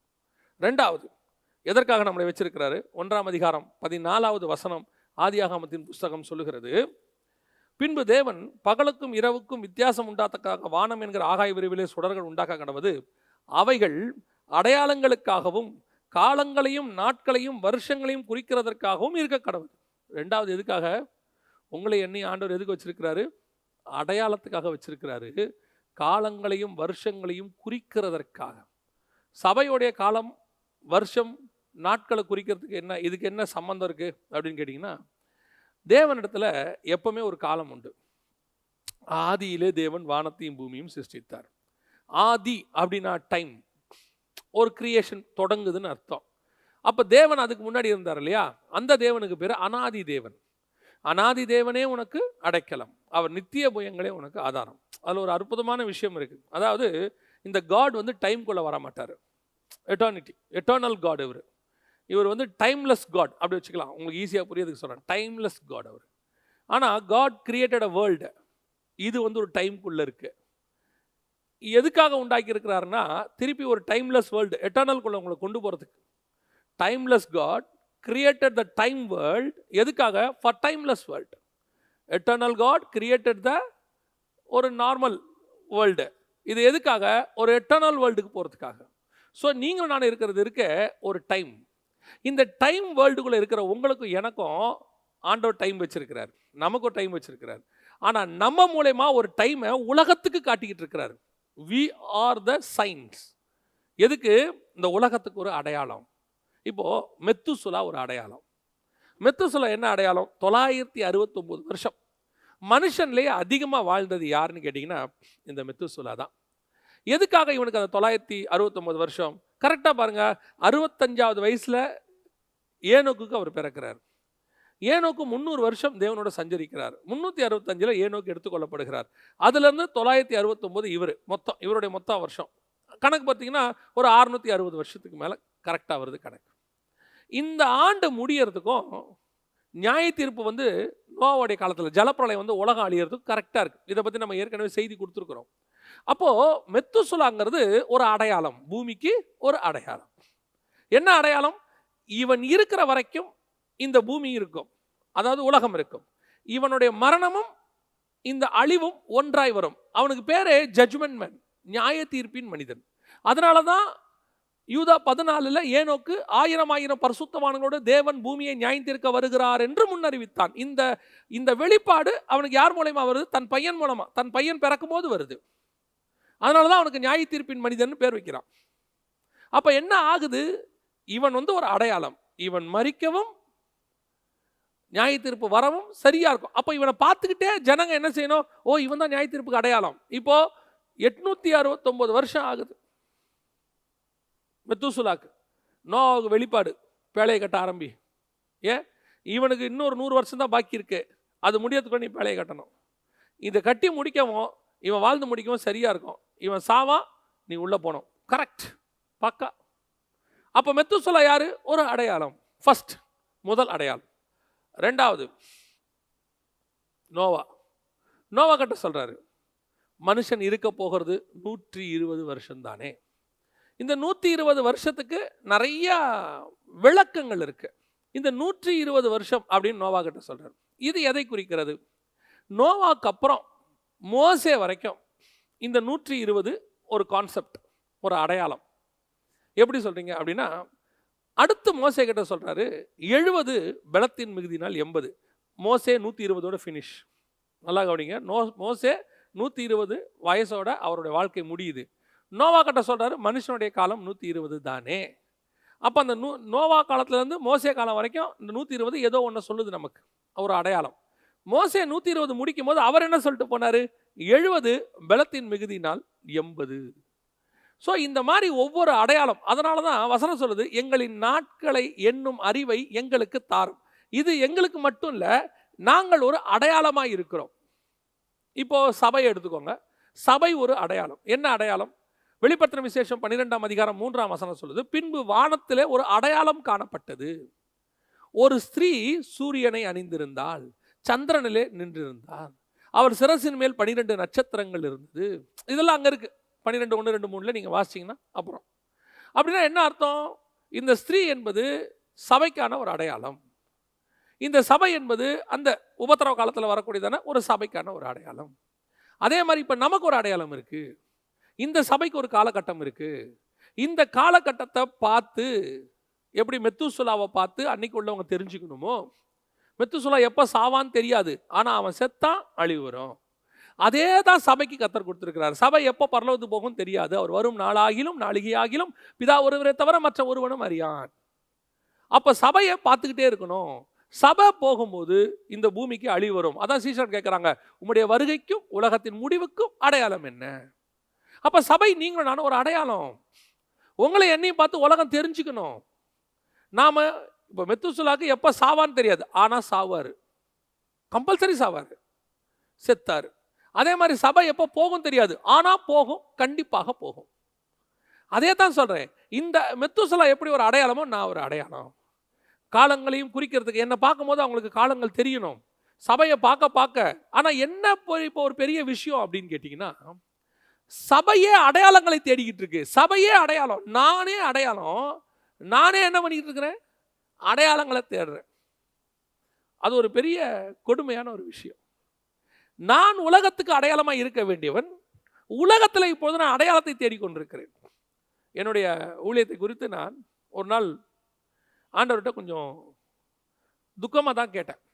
என்ன கேட்டேன் அப்படின்னா, புதிய ஏற்பாட்டுடைய பிரமாணமே கண்டு விசுவாசிக்கிறவனிலும் காணாமல் விசுவாசிக்கிறவன் தான் பாக்கியவான். அதான் புதிய ஏற்பாட்டு பிரமாணம். ஏன்னா யூதர்கள் அடையாளங்களை தேடுவார்கள். புதிய ஏற்பாட்டுக்கு அடையாளமே கிடையாது. தோமாகிட்ட ஆண்டவர் அதான் சொல்றாரு, நீ என்னை தொட்டு பார்த்ததுனால தானே விசுவாசிக்கிற, கண்டு விசுவாசிக்கிறவனிலும் காணாமல் விசுவாசிக்கிறவன் பாக்கியவான். அதான் சபைக்கான பிரமாணம். அப்படி இருக்கும்போது ஆண்டவரே, என்னுடைய ஊழியமே எல்லாருக்கும் போட்டு அந்த எவிடன்ஸை காட்டுறது தான். அதை காட்டி அவங்கள பார்த்து நம்ப வைக்கிற வேண்டியதாக இருக்குது அப்படின்னு சொல்லும் போது ஆண்டவர் எனக்கு ஆறுதலுக்கு ஒரு வார்த்தை சொன்னார். என்னன்னா, நீ காட்டுறது அடையாளம். அதாவது வேத வாக்கியங்களை அற்புதங்களினாலும் அடையாளங்களினாலும் உறுதிப்படுத்தினார். அப்போ சொல்லும் போது இது அடையாளத்தை நீ காட்டுற, இது ஒரு வகையில் வேத வாக்கியத்தை உறுதிப்படுத்துது அப்படின்னு சொல்லி ஆண்டவர் சொன்னார். இப்போ நல்லா யோசிச்சு பாருங்க, நாங்கள் இந்த அடையாளங்கள்லாம் எங்கேருந்து எடுக்கிறேன் அப்படின்னு பார்த்தா உலகத்திலேருந்து தான் எடுக்கிறோம். இன்ஃபர்மேஷன்ஸ் நடக்குது, அதை எடுத்து சபைக்கு என்ன கொடுக்குறோம்? ப்ரூஃப் கொடுக்குறோம். ஆனால் என்ன ஒரு விஷயம்னா, சபைதான் உலகத்துக்கு அடையாளமாக இருந்து உலகம் சபைக்கிட்ட இருந்து எடுக்கணும். எங்கிட்ட இருந்து சபை கற்றுக்கணுமே, உலகம் கற்றுக்கணுமே ஒழிய நான் உலகத்திலேருந்து எடுத்து சபைக்கு கற்றுக் கொடுக்குறேன்.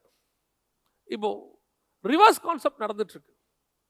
ஏன் அப்படின்னு சொன்னா, சபை அந்த இடத்தில் இல்லை, நீங்களும் நானும் அந்த இடத்துல இல்லை. இப்போ கொஞ்சம் கொஞ்சமா மாறிட்டு இருக்கு. எனக்கு ரொம்ப சந்தோஷம். இந்த குறிப்பிட்ட சில வருஷங்களை நான் பார்க்கிறேன், அநேகர் தங்களை அடையாளங்களாய் மாற்றி கொண்டிருக்கிறார்கள். எல்லாரும் அதுக்குன்னு எடுத்து ப்ரூஃப் பேசல, எல்லாரும் எவிடன்ஸ் காட்டல, எல்லாரும் ப்ரொஜெக்டர் தூக்கிட்டு போல என்ன மாதிரி. ஆனால் ஜனங்களே அடையாளமாய் மாறிக்கொண்டிருக்கிறார்கள். அவர்களுக்குள் கர்த்தர் அடையாளத்தை போட தொடங்கி இருக்கிறார். அவங்கள பார்க்கும் போதே ஒரு அடையாளம் வருது. அநேக டினாமினேஷன்ஸ்குள்ள மாற்றங்கள், அநேகருக்குள்ளே கர்த்தரை பற்றின வருகையை பற்றினதான அந்த அவேர்னஸ். அவங்க இதை எதுவுமே செய்யல, அவங்களே இப்போ அவங்கள பார்க்கும் போதே கேட்குறாங்க, என்ன இப்படி மாறிட்டாரு? ஆமாம், ஆண்டவர் என்ன மாற்றினார். அவங்க தான் அடையாளம் ஆகுறாங்க பாருங்க. இப்போ இதன் மூலமா வந்த ஒரு சாட்சியை தான் அதை சொல்றேன் நான், வேற ஒன்று. இது ஒரு சாட்சி. இப்போ நமக்குள்ள என்ன வருது? ஒரு பெரிய மாற்றம் வருது, ஒரு அடையாளம் உண்டாகுது. இப்போ யோசிச்சு பாருங்க, வானத்தில் நட்சத்திரத்தை வானசாஸ்திரிகள் பார்க்குறாங்க. நட்சத்திரத்தை பார்த்துட்டு அவங்க என்ன சொல்றாங்க? இந்த நட்சத்திரம் இங்கே இருந்தால் யூதருக்கு ராஜா பிறந்திருக்கணும். அப்போ என்ன அர்த்தம்? இயேசு பிறந்திருக்கிறாருங்கிறத எது அடையாளம் காட்டுது? நட்சத்திரம் காட்டுது. அப்போ நட்சத்திரத்தை வச்சு தான் நான் யாரை கண்டுபிடிக்கணும்? இயேசுவை கண்டுபிடிக்கணும். யாருக்கு? வானசாஸ்திரிகளுக்கு. புறஜாதியாருக்கு அப்படி நியாயம், கரெக்ட். ஆனால் இஸ்ரவேல் ஜனங்கள் வேத வசனத்தை வச்சு அவங்க முன்னாடியே கண்டுபிடிச்சிருக்கணும். அவங்க ஃபர்ஸ்டே கண்டுபிடிச்சிருக்கணும், இந்நேரம் நம்ம ஊரில் மேசியா பிறந்திருக்கணுமே. இவங்க சொன்ன பிறகு ஏரோது வேத சாஸ்திரங்களையும் நியாயப்பிரமாணங்களையும் கூப்பிட்டு கேட்குறாரு. என்ன கூப்பிட்டு கேட்குறாரு? மேசியா எங்கே பிறப்பார்? ஆமாம், அவர் சொன்ன கணக்கின்படி தான் பிறப்பார். இந்த வானசாஸ்திரிகள் சொன்ன பிறகு வரக்கூடியதான இந்த அறிவு, அதுக்கப்புறம் அவங்க என்ன பண்ணாங்கன்றது வேற விஷயம். அந்த அறிவு இவங்களுக்கு முன்னாடியே வந்திருக்கணும். எப்படி வந்திருக்கணும்? இவங்க தான் சொல்லணும், எங்க ஊர்ல மேசியா பிறந்திருக்கிறாருன்னு. அப்ப ஜனங்கள் எல்லாரும் அவரை பார்க்க வந்திருப்பார்கள். ஆட்டோமேட்டிக்கா காஸ்பல் வேற மாதிரி போயிருக்கும். அதைத்தான் நான் உங்களுக்கு சொல்ல வரேன். நீங்கள் மாடலா மாறினா ஜனங்க ஆட்டோமேட்டிக்கா வந்துருவாங்க. இப்ப நம்ம அடையாளத்தை வெளியே தேடிக்கிட்டு இருக்கிறோம். அடையாளத்தை வேற எங்கேயோ தேட நம்மளே கேட்டுக்கிட்டு இருக்கிறோம். இன்னும் ஒரு அடையாளம் காட்டணும், ஒரு அடையாளம் வேணும், ஒரு அடையாளம். கேட்கறது தப்புன்னு சொல்லல, அது ஒரு ஸ்டாண்டர்ட். ஸ்பிரிச்சுவல்னா நீங்களே அடையாளமாய் மாறுவது தான் அடுத்த ஸ்டாண்டர்ட். நான் ஒரு அடையாளம், என்னை பார்க்கும் போது தெரியணும் இயேசு வராருன்னு, என்னை பார்க்கும் போது தெரியணும் இயேசு நல்லவர்னு, என்னை பார்க்கும் போது தெரியணும் இயேசு சாந்த குணம் உள்ளவர்னு, என்னை பார்க்கும் போது தெரியணும் இயேசு மகத்துவம் உள்ளவர்னு, என்னை பார்க்கும் போது தெரியணும் இயேசு அற்புதம் உள்ளவர்னு. அது எல்லாத்த விட முக்கியம், என்னை பார்க்கும் போது தெரியணும் இயேசு பரிசுத்தம் உள்ளவர்னு. நான் தான் அடையாளம். ஐ ஆம் த சைன். இன்னைக்கு நம்ம அப்படி இருக்கிறோமா? நம்மளை பார்த்தா என்ன சொல்றாங்க? நீயே இப்படி இருக்க. இன்னைக்கு நம்மளை பார்க்குறவன் எப்படி இயேசுவை ஏற்றுக்கொள்வாங்க? நம்முடைய குணாதிசயத்தை பார்க்குறவங்க யாராவது இயேசுவை ஏற்றுக்கொள்வாங்களா? நமக்குள்ள இருக்கிற ஆக்டிவிட்டீஸை பார்க்குறவங்க யாராவது இயேசுவை ஏற்றுக்கொள்வாங்களா? சொல்லுங்க. உங்க பக்கத்து வீட்டுக்காரங்க இயேசுவை ஏற்றுக்கொள்வாங்களா? நான் எப்பவுமே சொல்லுவேன், தூரத்தில் இருக்கிறாங்கல்ல. சமீபத்தில் ஒரு அரசியல் கட்சி தலைவரை குறித்து ஒருத்தர் ஒரு கருத்து தெரிவித்திருந்தார். அவர் சொன்ன கருத்து அந்த அரசியல் தலைவருக்கு அது அப்பாற்பட்டது, அது வேற விஷயம். நம்ம அவரை பற்றி போகலை. ஆனால் அந்த கருத்தை நம்ம எடுக்கணும். அவர் என்ன சொன்னார்? அந்த அரசியல் தலைவரை தூரத்திலிருந்து கவனிக்கிறவர்கள் பயங்கரமாக அட்ராக்ட் ஆகுறாங்க. அட்ராக்ட் ஆகி அவர் பின்னாடியே போகிறாங்க. ஒரு காலகட்டத்தில் கிட்ட போகிறாங்க. கிட்ட போன பிறகு அவருடைய சுயரூபம் ஒன்று தெரிகிறது. ஆட்டோமேட்டிக்காக அவரை விட்டு ஒவ்வொருத்தராய் பிரிகிறார்கள் அப்படின்னு சொல்லி ஒரு லிஸ்ட் போட்டாங்க. பாருங்க, இவங்கெல்லாம் ஒரு காலத்தில் தூரத்தில் இருந்தவங்க, ஒரு பீரியடில் கிட்ட வந்தவங்க, அதுக்கப்புறம் அவரை விட்டு தூரம் போயிட்டாங்க. அதை நான் அந்த ஸ்டாட்டிஸ்டிக்ஸை பார்த்தேன். அது ஒரு வகையில் உண்மை. அது ஒரு வகையில் உண்மை. தூரத்துலேருந்து நம்மளை பார்க்கும்போது, நம்ம இப்போ அதை விட்டுருவோம், இப்போ நம்மகிட்ட வருவோம். தூரத்துலேருந்து நம்மளை பார்க்கும்போது ஒரு அட்ராக்ட் இருக்கு. நம்ம கூடவே இருக்கும்போது அந்த சாட்சியை உங்களால் பாதுகாக்க முடியுதா? இயேசுவை தூரத்திலிருந்து பார்க்கும்போது பேதுருக்கு வேற. ஆனா கிட்ட வர வர வர இயேசு போனாலும் அவன் போக மாட்டேங்கிறான். எங்க போக சொல்றீங்க? என்ன நீங்களும் போய்விட மனதா இருக்கிறீங்களோ? எங்க போக சொல்றீங்க? வேறு யார் இடத்துல நான் போவேன்? நித்திய ஜீவ வசனங்கள் உம்மிடத்துல உண்டு, நீங்க போ சொன்னா கூட போக மாட்டேங்கிறான். இன்னைக்கு கிட்ட வர வர வர நம்மளை பார்த்துட்டு போயிடுறாங்க. தூரத்தில் இருக்கும்போது நம்ம மேல அவங்களுக்கு ஒரு பெரிய அட்ராக்ஷன் இருக்கு. மேடையில் உட்காந்து நம்ம பேசும்போது கீழே இருக்கிறவங்களுக்கு நம்மளை பார்க்கும்போது, ஐயோ இவர்கிட்ட போய் நம்ம ஜாயின் பண்ணா நல்லா இருக்குமே, இவர் கூட கொஞ்ச நாள் இருந்தா நல்லா இருக்குமே, இவர் கூட போய் படிச்சா நல்லா இருக்கணுமே. உண்மை, மாற்று கருத்து இல்லை, அது அட்ராக்ஷன். ஆனா கிட்ட வந்த பிறகும், இப்ப கிட்ட வந்தவங்கிட்ட பிரச்சனை இல்லை. நல்லா கவனிங்க, திருப்பி நான் சொல்றேன், கிட்ட வந்தவங்கிட்ட பிரச்சனை இல்லை. கிட்ட வந்த பிறகு நான் தூரத்தில் பார்க்கும்போது எப்படி பிரமித்தேனோ அதே பிரமிப்பு எனக்கு கிட்டையும் இருக்கணும். இன்னும் சொல்ல போனா கிட்ட வந்த பிறகு அந்த பிரமிப்பு 2 மடங்கு ஆகணும். ஐயோ நான் தூரத்துல இருந்து பார்த்ததை விட கிட்ட வந்தா இன்னும் பயங்கரமா இருக்கேன். பிரமிட தூரத்துல இருந்து பார்த்தீங்கன்னா அழகு. பிரமிட் இருக்கு இல்லையா ஈஜிப்ட்ல, தூரத்துல இருந்து பார்த்தா அழகு, கிட்ட வந்தா பிரமிப்பு. தூரத்துல பார்க்கும்போது பயங்கர அழகா தெரியும், ஆஹா என்ன ஒரு கன்ஸ்ட்ரக்ஷன். கிட்ட வர வர வர அதோட ஜைஜாண்டிக்கான ஸ்ட்ரக்சர், கன்ஸ்ட்ரக்ஷன் அப்படி பார்த்து முடிக்கும் போது பா என்ன ஒரு பிரமிப்பு. கழுத்து முடியலையே, பார்க்க முடியலையே. அந்த பிரமிப்பு ஒரு ஒரு ஒரு கட்டடத்திற்கே இப்படி இருக்குமானால், அதான் சொல்றேன், தூரத்துல இருந்து பார்க்கும்போது அழகு, கிட்ட வந்தா பிரமிக்கணும். இன்னைக்கு தூரத்துல இருந்து பிரமிக்கிறான் நம்மளை பார்த்து, கிட்ட வந்தா சொல்றான் அது தூரத்துல இருந்து பார்க்க தான் அழகா இருக்குது, கிட்ட வந்தா ஒன்றும் இல்லை, விட்டுட்டு போறான். அப்போ மிஸ்டேக் எங்கேயோ எங்கிட்ட இருக்கு. நான் அடையாளமாக இல்லை. நான் அடையாளமாக இருப்பேன், ஆனால் தூரத்தில் என்னை பார்த்தவன் கிட்டே வரும்போது இன்னும் நெருங்குவான், இன்னும் நெருங்குவான். என்னை விட்டுட்டு போகக்கூடாதுன்னு ஆசைப்படுவான். ஐயோ நான் உன் கூடவே இருக்கணும், நான் போக மாட்டேன், என்னை அனுப்பிடாத அப்படின்னு அவன் நினைக்கணும். அதுதான் அடையாளம். அந்த அடையாளத்துக்கு தான் கர்த்தர் உங்களை என்னையும் வச்சிருக்கிறாரு. நீங்களும் அப்படி இருக்கிறோமா? அந்த அடையாளத்தோடு கூட காணப்படுகிறோமா? உங்களை என்னையும் பார்த்து அவன் தெரிஞ்சுக்கணும், இது கடைசி காலம், இது இயேசு கிறிஸ்துவினுடைய காலம், இது அற்புதத்தின் காலம், இது ஆசீர்வாதத்தின். ஏன் நம்மளை பார்த்தா அவனுக்கு ஒரு ஆசை வரணும். ஒரு பாருங்க எப்படி சந்தோஷமா இருக்காங்க கேட்கணும். அவன் அந்த ஆள் முகத்துல ஒரு சமாதானம் இருக்கு பாருங்க. எப்படிங்க அது? இவ்வளோ லாக்டவுன் எல்லாம் கிடக்குது, ஆனா அவன் மட்டும் ஜாலியா சந்தோஷமா இருக்கான் பாருங்க அப்படின்னு கேட்கணும். அதுதான் அடையாளம்.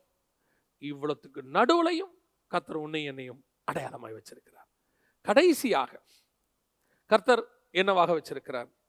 அதே ஆதியாகமத்தின் புஸ்தகம் 1ஆம் அதிகாரம் 16-18 சொல்லுகிறது, தேவன் பகலை ஆள பெரிய சுடரும் இரவை ஆள சிறிய சுடரும். இதே காரியம் 18ஆம் வசனத்திலும் வருது. பகலையும் இரவையும் ஆளவும் அப்படின்னு இருக்கு. ஆளுகை, சபையினுடைய 3வது மிக முக்கியமான விஷயம் ஆளுகை. சபை பகலையும் இரவையும் ஆளணும். சபைக்கு டிஃபால்ட்டா கர்த்தர் கொடுத்திருக்கிற அழைப்பு ராஜாக்களும் ஆசாரியரும். இந்த ஆசாரியம் என்பது ஊழியம், நம்ம எல்லாருக்கும் தெரியும். ஆனா ஊழியக்காரனுக்குள்ள இன்னொன்னும் இருக்கு, இன்னொரு அபிஷேகம் கலந்துருக்கு. என்ன தெரியுமா? ரெட்டிப்பான நன்மைனா அதுதான்.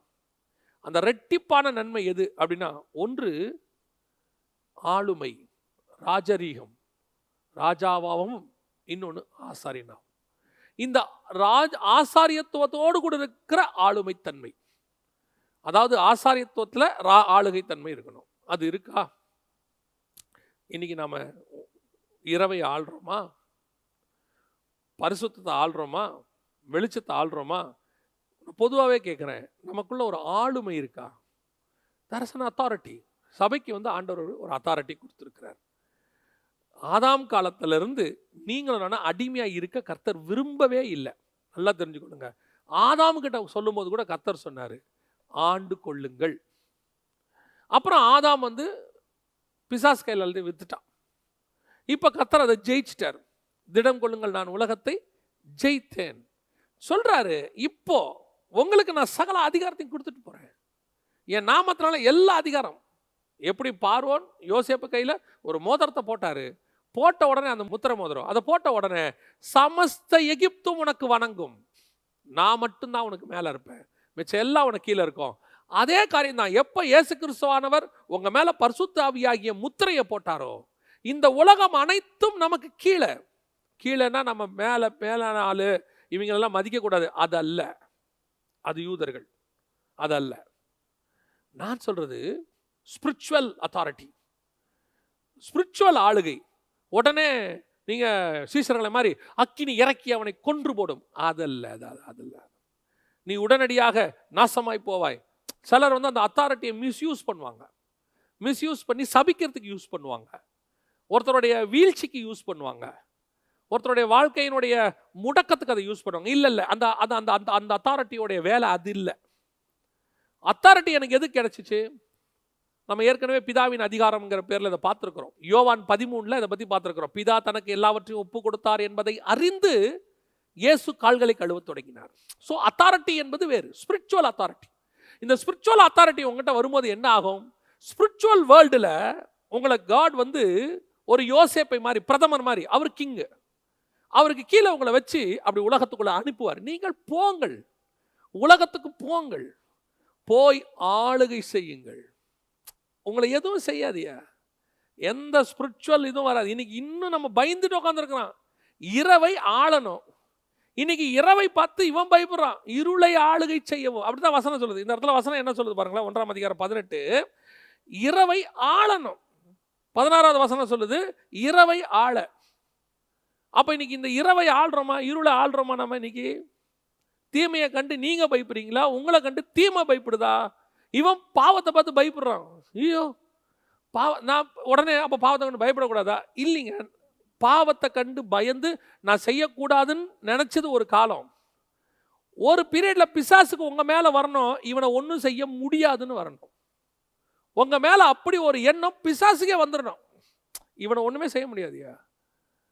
ஒரு ஊழியரை குறித்து நான் கேள்விப்பட்டேன். அவர் தேவனுக்கென்று தன் வாழ்க்கையை அர்ப்பணித்து விட்டார். இது சில 100 வருஷங்களுக்கு முன்பாக ஒரு புத்தகத்தில் படித்தது. தேவனுக்கு தன்னை அர்ப்பணித்து விட்டார். இப்போ அவருடைய குடும்பத்தாரில் 100 வருஷத்துக்கு முன்னாடி தான் பார்த்துக்கோங்களேன், குடும்பத்தாரில் அவரை எப்படியாவது திருப்பி கொண்டு வரணும். அதனால என்ன செய்கிறார்கள்? தாய் தகப்பன்மாரே அறுவருக்கு தக்க காரியம் ஒன்றை செய்கிறார்கள். அதாவது என்ன பண்றாங்க அப்படின்னு கேட்டீங்கன்னா, அவருடைய ரூமுக்கு அவருடைய முறை பொண்ணை ஒரு அரைகுறை ஆடையோடு கூட எப்படியாவது அவனை திருப்பி உலக வாழ்க்கை கொண்டாந்து, அவன் ஏசு ஏசுன்னு போறான், உன் பின்னாடி திருப்பிரு, உன் அழகுக்கு நேரம் திருப்பிரு அப்படின்னு. அந்த நிமிஷத்துல அந்த மனுஷன் அந்த பிசாசை கட்டி அந்த பெண் பின்னிட்டு விழுந்து, இதைத்தான் சொல்றேன், அந்த பாவம் உங்களை கண்டு பயப்படணும், உங்ககிட்ட வரத்துக்கு பயப்படணும். அதுதான் இரவை ஆளுதல். இன்னும் நாம என்ன பண்ணிட்டு இருக்கிறோம்? இரவு நம்மளை ஆண்டுகிட்டு இருக்கு, இருள் நம்மளை ஆண்டுகிட்டு இருக்கு. இன்னும் நம்ம சொல்றோம், இன்னும் என்னால் இதை விட முடியலையே, இன்னும் இந்த பாவத்தை என்னால் விட முடியலையே, நான் இன்னும் பலவீனமா இருக்கிறேனே. அப்படின்னா இன்னும் ஆளுகமை அத்தாரிட்டியை கையில எடுக்கலன்னு அர்த்தம். கொடுக்கிறவர் கொடுத்துட்டாரு மோதிரத்தை. இப்போ நான் சொல்றது ஒரு உதாரணத்துக்குன்னு வச்சுக்கோங்க, ஜஸ்ட் an எக்ஸாம்பிள். இப்போ பார்வோன் யோசேப்பு கிட்ட மோதிரத்தை போட்டுட்டார். இப்போ யோசேப்பு சமஸ்த எகிப்துக்கும் பிரதமர். அதாவது பார்வோனை தவிர அவருக்கு மேல ஒருத்தர் கூட இல்லை. இப்போ யோசேப்பு ரதத்துல போறாரு. போகும்போது அந்த இடத்துல போர்த்திபார் நிற்கிறார் எதிரில், ஜெயில் போர்த்திபார் நிற்கிறார். இப்போ யோசேப்பு, நான் சொல்ற ஒரு உதாரணம், ஜஸ்ட் an இமேஜினேஷன். அப்படி நிற்கிறார். நிற்கும் போது யோசேப்பினுடைய மனநிலை எப்படி இருக்கும்? எப்படி இருக்கணும் நியாயமா? அப்படி பார்த்த உடனே, என்னை ஜெயிலில் வச்சவர், நான் தப்பு செய்யலை ஆனால் என்னை ஜெயிலில் வச்ச, இப்போ நியாயமாக என்ன ஆயிருக்கணும், நமக்கு ஒரு சின்ன கில்ட்டி. இல்லைன்னா இப்படி கூட வச்சுக்கோங்களேன், அந்த போத்திபார் வந்து நிற்கிறாரு, இவர் வீட்டில் நான் ஒரு நாள் வேலை செஞ்சேன் அப்படின்னு நமக்கு தோணுச்சுன்னா, என் அத்தாரிட்டியை நான் இன்னும் எடுக்கலன்னு அர்த்தம். எனக்கு தோணினாலே, அவனுக்கு தோன்றது இருக்கட்டும், எனக்கு தோணினாலே நான் இவர் வீட்டில் ஒரு நாள் வேலை செஞ்சேன், நான் இவர்கிட்ட தான் சாப்பிட்டுக்கிட்டு இருந்தேன், இவர் மனைவி என்கிட்ட தப்பாக நினச்சாங்க, என்னை கொண்டு போய் ஜெயிலெல்லாம் வச்சாங்க, இந்த தாட் வந்தாலே இன்னும் அத்தாரிட்டி என் கைக்கு வரல, என் மைண்டே மாறணும். இன்னைக்கு இந்த போர்த்திபாருக்கு சாப்பாடு போட வேண்டிய இடத்துல கர்த்தர் என்ன வச்சிருக்கிறாரு. நியாயமாக போர்த்திபார் நினைக்கணும், ஐயோ நாம் தப்பாக செஞ்சிட்டோம் போல, நம்ம யோசேப்புக்கு விரோதமாக செஞ்சிட்டோம் போல, இன்னைக்கு யோசேப்பை பார்வோன் உயர்த்திட்டாரே, நான் கொண்டு போய் ஒரு இடத்துல வச்சா அதை விட மேலான இடத்துக்கு பார்வோன் கொண்டு போயிட்டானா, இனி நான் எப்படி இந்த யோசேப்புக்கு முன்னாடி போய் நிற்பேன். ஐயோ நாளைக்கு அரிசி எனக்கு வேணுமே கொடு, ஏன்னா போர்த்திபார் வீட்டுக்கும் அரிசி வேணும், நாளைக்கு எனக்கு அரிசி வேணுமே, நான் எப்படி போய் யோசேப்பு எதில் நிற்பேன். யோசேப்பை மன்னிக்கிறாரு, கொடுக்குறாரு, அது அவர் இஷ்டம். அந்த பயம் போர்த்திபாருக்குள்ள வரணும், ஏன் யோசேப்புக்கு வரணும். ஏன்னா என் கையில் இப்போ என்ன இருக்கு, மோதிரம் இருக்கு, அந்த முத்திரை மோதிரம் தான் உனக்குள்ள இருக்கிற பரிசுத்த ஆவியானவர். எபேசியர் 4:30 சொல்லுது, மீட்கப்படும் நாளுக்கு என்று முத்திரையான ஆவியானவர். அப்படி இருக்கும்போது உனக்கு என்ன அத்தாரிட்டி இருக்கணும். நீ இன்னைக்கு பாவத்தை கண்டு பயப்படுற, தீமையை கண்டு பயப்படுற, கொஞ்சம் பேர் வந்து உன்னை அப்படி பண்றேன் பாரு, உன்னை சபையை இடிக்கிறேன் பாரு, சொல்லி பாருங்க, வச்சு பாரு கைய, நீ இடிச்சா கத்தர் கட்டுவாரு, அதான் உண்மை. சிலர்லாம் இன்னைக்கு அப்படியே இது இந்த ஆட்சி வரக்கூடாது, அந்த ஆட்சி வரக்கூடாது இப்படின்னு உலகளாவிய எல்லா நாட்டில் எலெக்ஷன் நடக்கும் போதும் ஜெபம், அவர் வரக்கூடாது, இவர் வர, யார் வேணா வரட்டும், யார் வேணா வரட்டும், பாதாளத்தின் வாசல்கள் சபையை மேற்கொள்ளாது. சபையினுடைய டிராபேக்கே ஆட்சியை கண்டு சபை பயப்படுது, ஆட்சியாளர்களை கண்டு சபை பயப்படுது. திருப்பியும் சொல்றேன், ஆட்சிக்கும் ஆட்சியாளர்களுக்கும் மரியாதை கொடுக்க வேண்டியது அவசியம். துரைத்தனம். நீ ஏன் பயப்படணும், தப்பு செஞ்சவன் தான் ஏன் பயப்படணும். சபை சத்தியத்தின் மேல கட்டப்பட்டிருக்கு, கர்த்தர் மேல கட்டப்பட்டிருக்கு. பில்லிகரகாம் ஐயா சொன்னதான் சரி. பிரசிடென்ட்டுக்கு நிக்கிறீங்களா? நோ. ஏன்? நான் பிரசிடென்ட்டையே ஆசீர்வதிக்கிறவன், நான் பிரசிடென்ட்டுக்காக ஜாம் பண்ண வேண்டியவன். நான் பிரசிடென்ட் ஆகி போய் இன்னொருத்தங்கிட்ட தலை குனிஞ்சு நிற்க மாட்டேன். என்ன அத்தாரிட்டி பாருங்க, அந்த அத்தாரிட்டி உங்களுக்கு எனக்கும் வரணும், இங்கே வரணும். எனக்கு பெருமை கிடையாது, ஆனால் எனக்குரிய போஸ்டிங் அப்படிப்பா. பாரு, ஆடு மேய்ச்சிட்டு இருந்த தாவீது இன்னைக்கு ராஜா மாதிரி உட்காந்துருக்கிறான் பாரு சிங்காசனத்தில், திமிரு அப்படியா சொல்லுவாங்க? இல்லை, அவன் கஷ்டப்பட்டான் ஒரு நாளில், இன்னைக்கு கத்திரவனை ராஜா உட்கார வச்சுக்கிறான், அப்படி தானே சொல்கிறோம். அவன் சிங்காசனத்தில் தான் உட்காரணும், ஏன்னா அவனுக்கு கொடுக்கப்பட்ட அதிகாரம் அப்படி. அந்த அத்தாரிட்டியை நீங்களும் நானும் எடுக்கணும். பாவத்தின் மேலே எடுக்கணும், தீமையின் மேலே எடுக்கணும், எல்லாத்தின் மேலேயும் எடுக்கணும். கூனி குறுகி பயந்து, எல்லாத்துக்கும் பயம். கரப்பாம்பூச்சியில் ஆரம்பிச்சு சில சங்கங்கள் வரைக்கும் எதை பார்த்தாலும் பயம். என்ன பண்ணிடுவாங்க அப்படி. இப்பயும் சொல்றேன், இந்த சபையானது ரோம சாம்ராஜ்யத்தில் ஆரம்பித்து பல இசங்களையும் பல கூட்டமைப்புகளையும் பல கம்யூனிஸ்டுகளையும் பல நாசிசையும் ஃபேசிசையும் எல்லாத்தையும் பார்த்து முடிச்சிருச்சு. எழுமனவெல்லாம் தொலைஞ்சான், சபை நிற்கிது. இன்னும் உலக வரலாறை எடுத்து பாருங்க. அந்த அத்தாரிட்டி உங்களுக்கு எனக்கும் வரணும். அதை உடனே எடுத்துக்கிட்டு ரோடோட அத்தாரிட்டின்னு போகிறதில்ல, அதல்ல. நான் அந்த அத்தாரிட்டியோடு கூட இருக்கிறேன். கர்த்தர் என்ன அப்படி வச்சிருக்கிறாரு. நான் ஆளுகை செய்வதற்காக கர்த்தர், ஆதாமிலிருந்து இயேசு வரைக்கும் ஆளுகை செய்வதற்காகத்தான் கர்த்தர் அழைத்தார். உங்களையும் என்னையும் அப்படித்தான் அழைச்சிருக்கிறார். உங்களுடைய விரோதமாக எழும்புகிற பாவத்துக்கு முன்னாடி, தீமைக்கு முன்னாடி அத்தாரிட்டியோட ஏஞ்சி நில்லுங்க. இனி இந்த பாவத்தை நான் செய்ய போகிறது இல்லைன்னு சொல்லுங்க. இந்த பாவத்தை நான் மேற்கொள்றேன்னு சொல்லுங்க. இந்த பாவத்தை என் காலுக்கு கீழே போட்டு மிதிக்கிறேன்னு சொல்லுங்க. ஏன்? பிசாசின் தலையை அவர் நசுக்கிட்டாரு. வாழை நசுக்கிறது மட்டும்தான் ஏன் வேலை. என் வேலை தலையை நசுக்கிறதே கிடையாது. பாம்புக்கு விஷம் வாயில, வாலில் கிடையாது.